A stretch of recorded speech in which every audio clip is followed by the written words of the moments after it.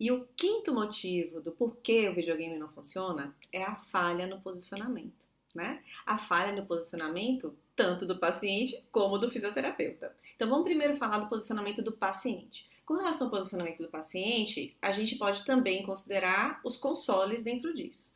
Então tem consoles como o Nintendo Wii, onde o paciente ele vai ficar parado muitas vezes em cima de uma plataforma, ele não vai poder fazer deslocamentos grandes, né? Ou mesmo ele sem a plataforma, os deslocamentos dele não serão excessivos, né? Então você consegue controlar melhor o posicionamento do paciente.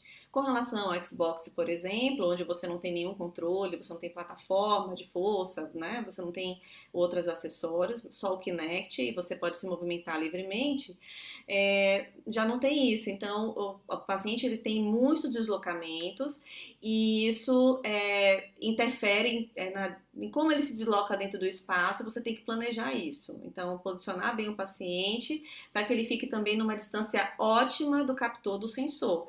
Porque senão isso dá falha no jogo, o jogo fica interrompendo, aí você não sabe administrar bem a jogada e coordenar bem o jogo enquanto o paciente joga.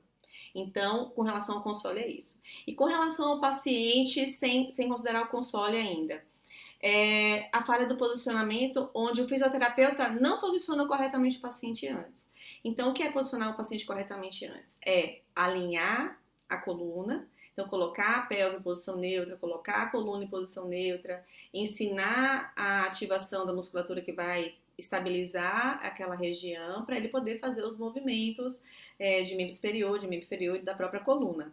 Então, achar a zona neutra da pelve é importante, o alinhamento da coluna como um todo, o posicionamento da cabeça, orientar o crescimento axial da técnica de Alexander, né, que muitos profissionais utilizam. Então, solicitar ao paciente que ele imagine que a cabeça está indo na direção do teto e que ele fique assim o tempo todo durante a jogada. E isso vai fazer com que ele possibilite, né, o movimento ser melhor executado.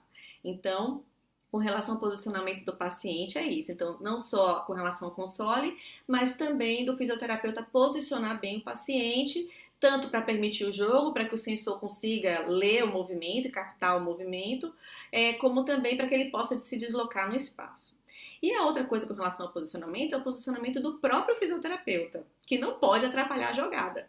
Então, onde é que o fisioterapeuta vai ficar, né? Ele não vai ficar só olhando o jogo, que a gente não pode ficar olhando o jogo em si. A gente tem que olhar o paciente, a atenção é para o paciente, com o olhinho lá no jogo para você dar a coordenada correta do próximo movimento, né? Então, onde é que fica o fisioterapeuta? Né?